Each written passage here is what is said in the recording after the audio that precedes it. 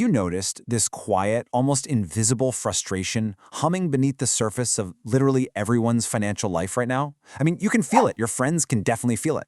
It's this lingering sense that no matter how hard you pedal, the gears just aren't catching the way they're supposed to. Well, welcome to this explainer. Today, we're going to look at the invisible forces that are actively reshaping our wallets and figure out exactly why the traditional financial playbook feels like it's suddenly written in a totally foreign language. We really have to start by unpacking this incredibly stark paradox. A lot of folks today are making way more money than their parents ever did, and somehow, inexplicably, they're feeling financially worse. Just think about that for a second. Someone earns $70,000, maybe $90,000, sometimes well over $100,000 a year, and yet they still hesitate, holding their breath just a little bit before they open up their bank account app. Okay, let's dive into this, because you hit the milestones, right? You get the degree, you land the job, you finally see that salary number that used to define absolute success just a decade or two ago, and you're standing there with empty pockets. The psychological toll of this is just massive. It creates this profound cognitive dissonance. You're doing everything right according to the old rules, but that reward at the end of the month, it just isn't there. And that dissonance breeds a very specific type of modern financial panic. It's the lingering anxiety of the modern worker. Even with a good salary, there's this constant low-grade panic over just making the rent on time. In fact, current data shows that nearly half of all six-figure earners now report living completely paycheck to paycheck. Not that simple. There's this ever-present dread that a sudden car breakdown or, an unexpected medical bill is going to entirely derail the month's budget. And as for the golden years, the feeling that retirement is just a fantasy reserved for a completely different era is really becoming the norm now, rather than the exception.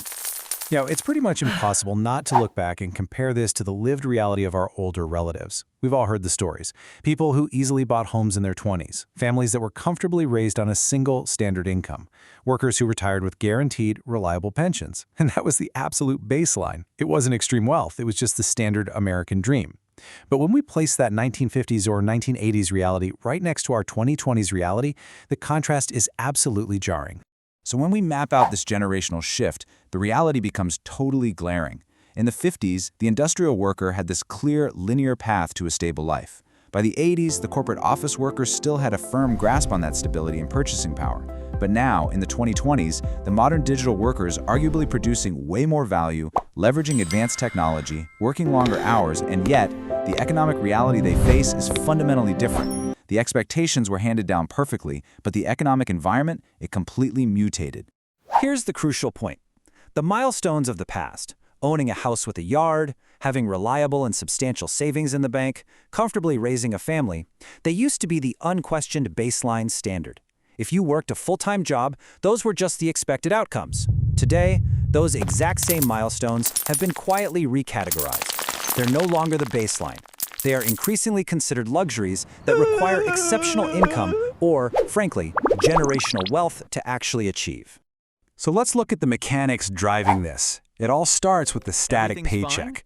While the numbers on your payroll check might creep up by a few percentage points a year, it looks increasingly tiny and entirely inadequate when you place it next to the massive, compounding cost of modern housing and living. It's like your paycheck is taking a casual stroll, while the cost of a home is sprinting at full speed.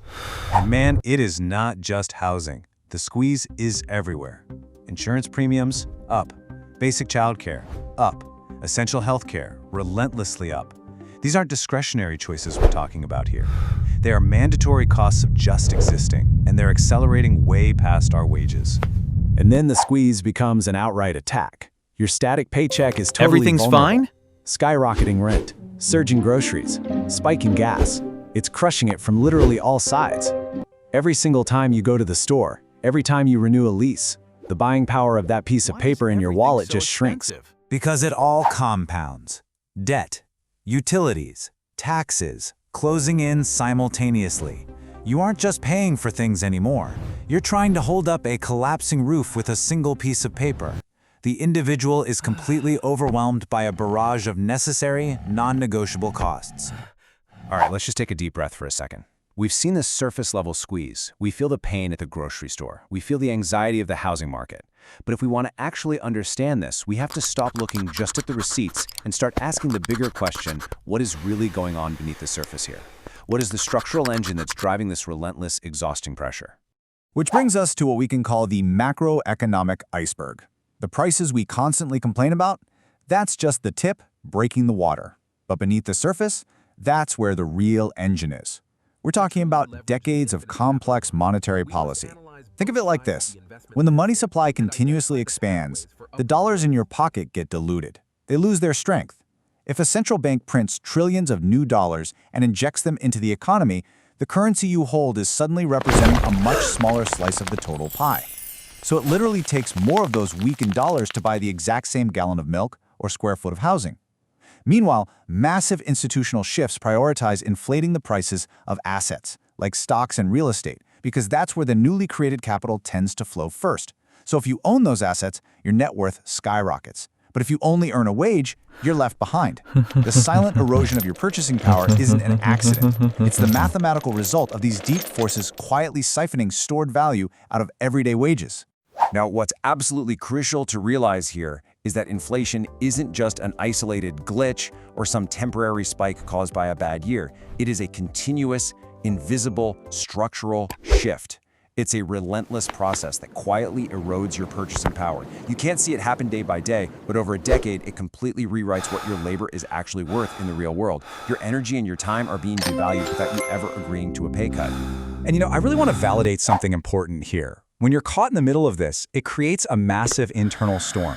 Feeling financially overwhelmed right now is not a personal failure.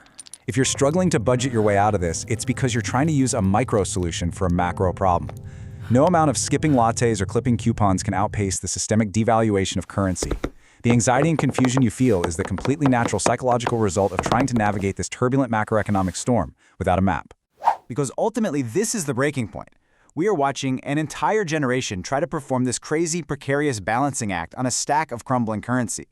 And while they try to keep their balance, the traditional foundation of the American dream, the affordable home, the reliable savings account, it fractures and breaks apart right beneath them. The ground is literally shifting beneath our feet. Which brings us right back to that core truth from our source material. A lot of people today are making more money than their parents ever did, and somehow feeling financially worse. It is no longer a mystery. It's the grand illusion of modern wealth. The nominal numbers go up on the screen, sure, but the actual, tangible prosperity those numbers can buy continues to slip right through our fingers. But hey, understanding this shouldn't leave you paralyzed. Instead, it should trigger what the source calls the infinite capital mind. And this simply means shifting your focus away from desperately saving depreciating dollars and instead moving toward understanding how capital actually flows, where it concentrates, and how it compounds in hard assets. Understanding the whole board, seeing the entire iceberg instead of just the tip, is the first and absolutely most crucial step to gaining clarity. Because let's face it, you can't change the game until you see the real rules that are being played against you. So, I'm going to leave you with this one thought. The frustration you feel is real, and the math entirely proves it. The old playbook of just working hard and saving cash in a standard bank account is being totally rewritten by inflation. The question isn't whether the system has changed, it absolutely has. The question is, how will you adapt your strategy now that you can see the whole iceberg? Think about that, and we'll see you in the next explainer.